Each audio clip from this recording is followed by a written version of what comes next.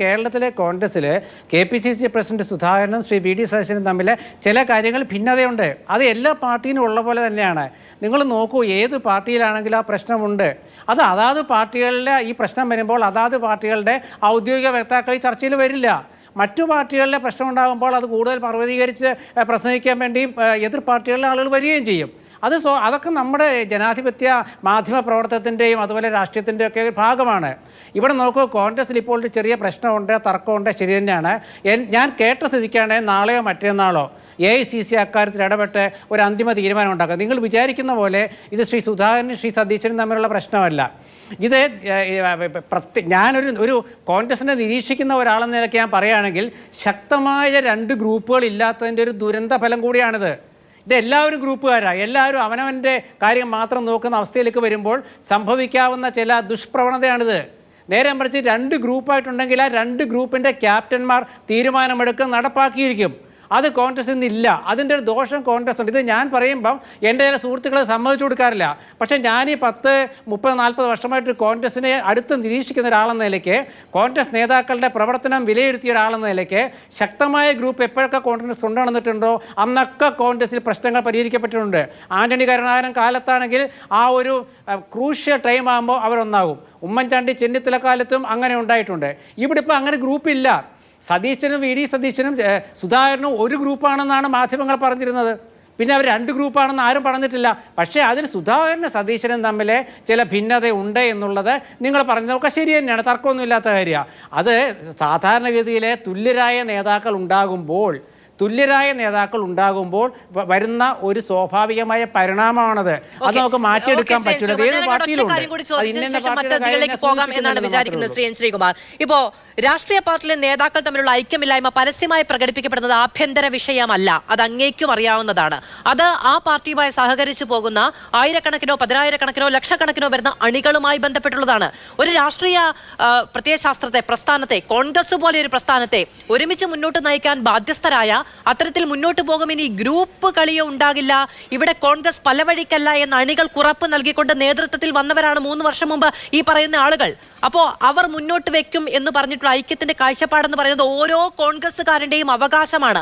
മറ്റൊന്ന്, പ്രതിപക്ഷത്തിനൊരു ഐക്യമില്ലായ്മ എന്ന് പറയുന്നത് അത് ശക്തമായൊരു പ്രതിപക്ഷത്തിന്റെ ഇല്ലായ്മ എന്ന രീതിയിൽ സമൂഹത്തിന്റെ രാഷ്ട്രീയ കാഴ്ചപ്പാടിന്റെ മുഴുവൻ പ്രശ്നമാണ്. അതിന് ആഭ്യന്തര പ്രശ്നം എന്ന് പറഞ്ഞ് ചുരുക്കി കാണിക്കാൻ കഴിയില്ല. ഒന്ന്.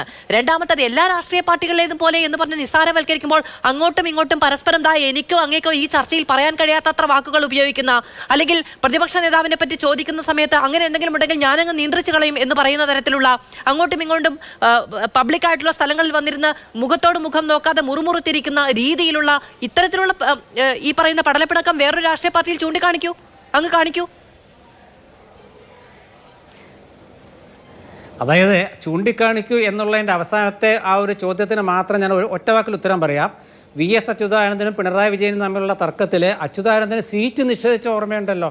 എന്നിട്ട് കുറ്റ്യാടി മുതൽ ഡൽഹി വരെ പ്രകടനം നടത്തിയ ഓർമ്മയുണ്ടല്ലോ. അത് മാത്രം അവിടെ നിൽക്കട്ടെ. മറ്റുള്ള കാര്യം നേരത്തെ ആനുകാലിക രാഷ്ട്രീയത്തിൽ ചൂണ്ടിക്കാണിക്കുമെന്നാണ്.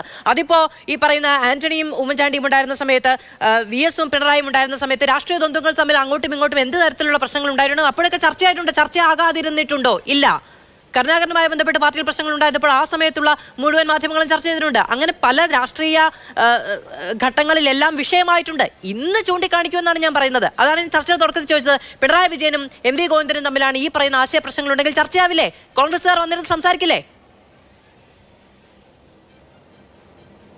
CPMലെ ഈ അടുത്ത കാലത്തുണ്ടായ തർക്കങ്ങൾ ധാരാളമല്ലേ. LDF കൺവീനർ EP ജയരാജനും സംസ്ഥാന കമ്മിറ്റി അംഗമായിരുന്ന P ജയരാജനും തമ്മിലുള്ള തർക്കം നമ്മൾ മറന്നോ? അതെ, എല്ലാ പാർട്ടിയിലും ഉണ്ടോ, BJPയിലും. അല്ല, ചർച്ച ചെയ്യണം. ഞാൻ പറഞ്ഞാൽ ചർച്ച ചെയ്യണം. കോൺഗ്രസിലെ കാര്യങ്ങളും ചർച്ച ചെയ്യുമ്പോഴേ കോൺഗ്രസ് നേതാക്കളും പഠിക്കുകയുള്ളൂ. കാരണം ഇത് കണ്ണടച്ചിട്ടില്ല എന്ന് പറഞ്ഞുകൊണ്ടല്ല ഞാൻ ഈ ചർച്ചയിൽ പങ്കെടുക്കുന്നത്. കോൺഗ്രസിനെ നന്നായി അറിയുന്ന ഒരാളെന്ന നിലയ്ക്ക് കോൺഗ്രസിന് പ്രശ്നങ്ങളുണ്ട് എന്ന് സമ്മതിച്ചുകൊണ്ടാണ് ഈ ചർച്ചയിൽ പങ്കെടുക്കുന്നത്. അതാ ഞാൻ പറഞ്ഞത്, 2 ദിവസം കൊണ്ട് AICC ഈ കാര്യത്തിൽ ഇടപെടും. പിന്നെ താങ്കൾ ചോദിച്ച ചോദ്യം, ഇത് കോൺഗ്രസ് പ്രവർത്തകർക്ക് അതൃപ്തി ഉണ്ടാക്കുന്ന സംഗതി തന്നെയാണ്. പക്ഷെ ഒന്നും അതും ആലോചിക്കണം.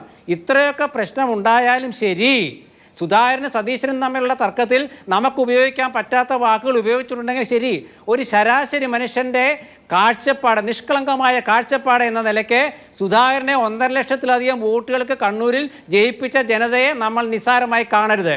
18 സീറ്റ് കോൺഗ്രസിന് കൊടുത്ത കേരളത്തിലെ ജനതയുടെ മനസ്സിൽ നിസ്സാരമായി കാണരുത്. ഒരു പൊതു അജണ്ട എപ്പോഴും ജനങ്ങൾ ഉണ്ടാക്കിയെടുക്കും.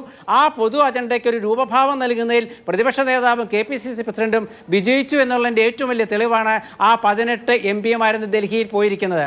അതുകൊണ്ട് പ്രശ്നങ്ങൾ ഉണ്ടാകുമ്പോൾ അത് പാർട്ടിക്കുള്ളിൽ പ്രശ്നങ്ങളുണ്ട്, വാർത്തകളാകും, കോൺഗ്രസ് പ്രവർത്തകർക്ക് ഇഷ്ടപ്പെടില്ല. പക്ഷേ ഒരു പൊതു അജണ്ടയായിട്ട് അത് രൂപപ്പെടുമ്പോൾ കേരളത്തിലെ ജനങ്ങൾ കോൺഗ്രസിന് UDF-നൊപ്പം നിൽക്കാനുള്ള കാരണം അവരുടെ മനസ്സിൽ മറ്റ് LDF ഗവൺമെന്റിനെ കുറിച്ചുള്ള ചില ചിന്തകളാണെന്ന് കൂടി ഓർക്കണം. അങ്ങനെ വരുമ്പോൾ ഈ പ്രശ്നം, ഇത് കോൺഗ്രസിനുള്ളിലത്തെ ഈ പ്രശ്നം പുറത്തു വരുന്നത് മോശമാണ്. അതുകൊണ്ടാണ് അത് നാളെയോ മറ്റന്നാളോ പരിഹരിക്കാൻ AICC ഇടപെടും. അത് നിങ്ങൾ ഉദ്ദേശിക്കുന്ന രീതിയിലുള്ള ഒരു ഇടപെടൽ ആകില്ല എന്ന് മാത്രമേ ഇപ്പം ഞാൻ തൽക്കാലം പറയൂ.